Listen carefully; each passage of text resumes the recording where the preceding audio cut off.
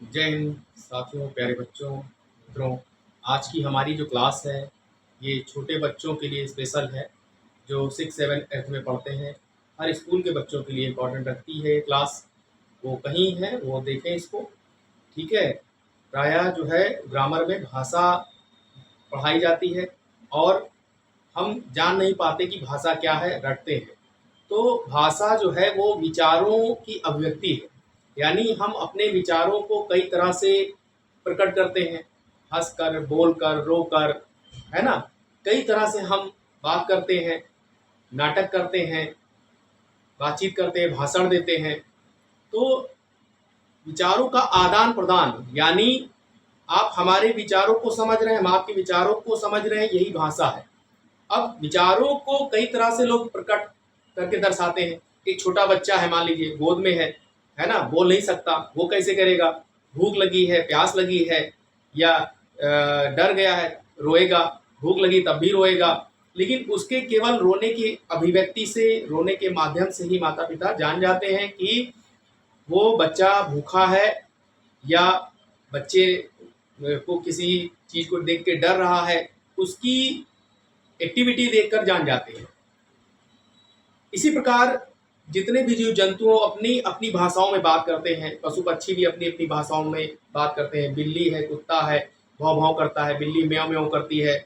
तो वो अपनी भाषा में बात करते हैं। हम नहीं जान पाते कि बिल्ली क्या, बिल्ली को भूख लगी म्याऊं म्याऊं करती है, या बिल्ली कुत्ते को डर कर म्याऊं म्याऊं कर रही।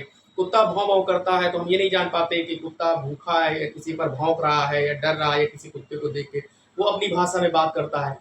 कहने का मतलब ये है कि दुनिया में, संसार में जितनी भी चीज़ें ईश्वर ने बनाई, सबको अपनी अभिव्यक्ति करने का जो है वो माध्यम बना दिया है, यानी वे अपने विचारों को अभिव्यक्त करते हैं। लेकिन हम सबको भाषा नहीं कह सकते। भाषा हम उसे ही कह सकते हैं जो केवल मनुष्यों द्वारा बोली जाती है और जो समझ में आए। यानी भाषा साहित्यिक होनी चाहिए। ठीक है। यानी विचारों को, विचारों का आदान प्रदान, यही भाषा है। हम बोल रहे हैं, अगर आपके समझ में आ रहा है, आप बोलेंगे, हमारे समझ में आएगा। क्लास में टीचर बोलता है, बच्चे सुनते हैं, फिर बच्चे को कुछ समझ में नहीं आता, वो पूछता है, सर इसका मतलब बताइए। तो ये जो है विचारों का आदान प्रदान है। आप क्लास में आते हैं, जैसे ही बैठते हैं बातचीत करना शुरू हो जाता है।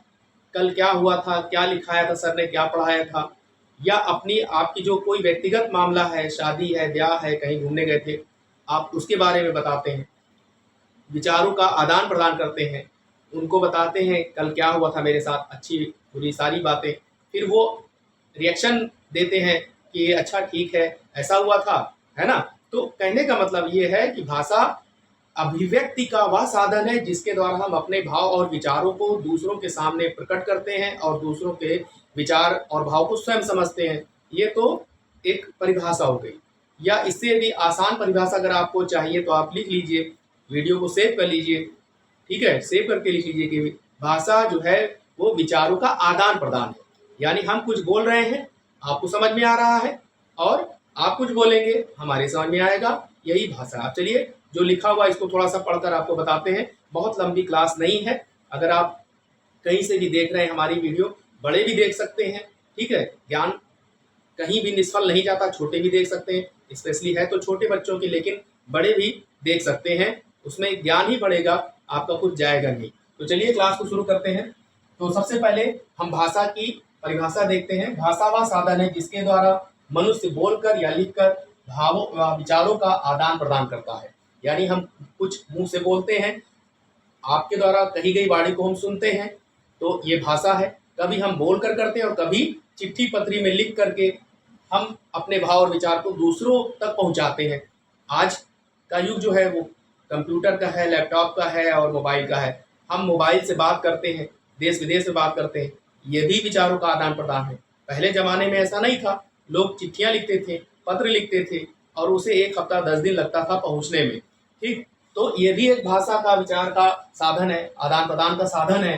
तो अगर हम भाषा शब्द की उत्पत्ति की बात करें तो भाषा शब्द संस्कृत की धातु भाष शब्द से बना है ना। धातु समझते हैं ना, धातु यानी एक तरह से यूं मान लीजिए कि क्रिया, है ना। जैसे आपने पढ़ा होगा पठति पठता पठन, पठसी पठता पठत, पठामि पठावा पठामा। तो वैसे ही भाषा शब्द संस्कृत की धातु यानी भाष शब्द से बना है, जिसका अर्थ है स्पष्ट वाणी। ठीक है, यह भाषित अर्थात स्पष्ट रूप से भाव बताती है, इसलिए यह भाषा कहलाती है। अब हम भाषा के रूप देखेंगे। भाषा के रूप सांकेतिक भाषा, कथित या मौखिक भाषा और लिखित भाषा। सांकेतिक भाषा वो भाषा है जिसको केवल संकेतों के माध्यम से कुछ ही जगहों पर, ठीक है, प्रयोग किया जाता है।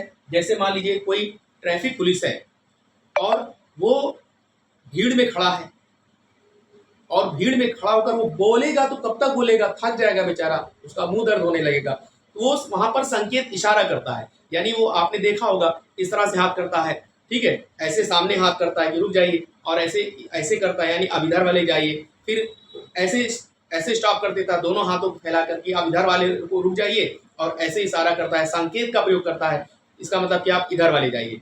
अब आज तो लाइटों का प्रयोग हो रहा है ट्रैफिक पर, लेकिन कहीं कहीं पर अभी भी ट्रैफिक लाइट नहीं है, तो वहां पर ट्रैफिक पुलिस इस तरह से सांकेतिक भाषा का प्रयोग करते हैं।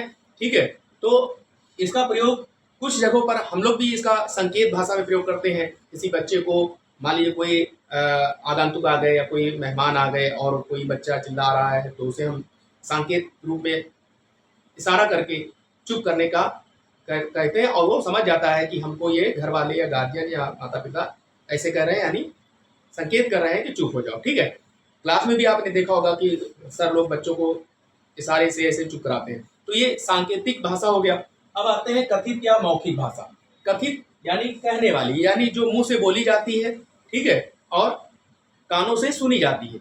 यानी इस समय मेरा एग्जाम्पल ले लीजिए, मैं बोल रहा हूं और आप मुझे सुन रहे हैं, ठीक है, देख भी रहे हैं और सुन भी रहे हैं, तो ये हो गया कथित भाषा या मौखिक भाषा, यानी जो मुंह से निकलकर दूसरों के कानों तक जाती है।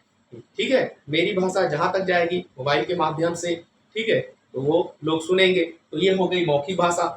और एक है लिखित भाषा, यानी जब हम अपने भाषा को लिपि रूप में चिन्हबद्ध कर देते हैं तो वहां लिखित भाषा हो जाती है। यानी जो कुछ हम बोल रहे हैं अगर हम इसको यहाँ पर लिख देते हैं, ठीक है, ध्वनि चिन्हों को लिख देते हैं, तो यहाँ पर ये क्या हो जाएगी, लिखित भाषा। ये लिखित भाषा है। और जो कुछ भी हम पुस्तकों में पढ़ते हैं, ठीक है, निबंधों में पढ़ते हैं, कोई भी पुस्तक ले लीजिए, वहां पर लिखित भाषा होती है, फिर पढ़ करके हम दूसरों को सुनाते हैं, वो मौखिक हो गई। ठीक, सांकेतिक मैंने आपको बता ही दिया।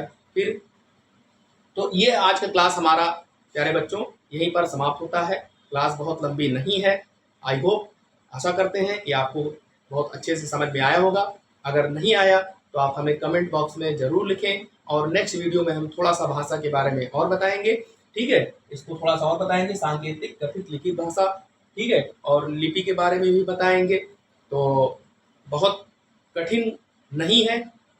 आप अगर कहीं से भी देख रहे हैं, अपने बच्चों को जरूर पढ़ाइए और दूसरों को भी शेयर कीजिए। ठीक है, तो क्लास देखने के लिए सभी को, छोटे छोटे बच्चों को, बंधुओं को, भाई बहनों को आभार व्यक्त करता हूँ और हृदय से धन्यवाद देता हूँ। जय हिंद।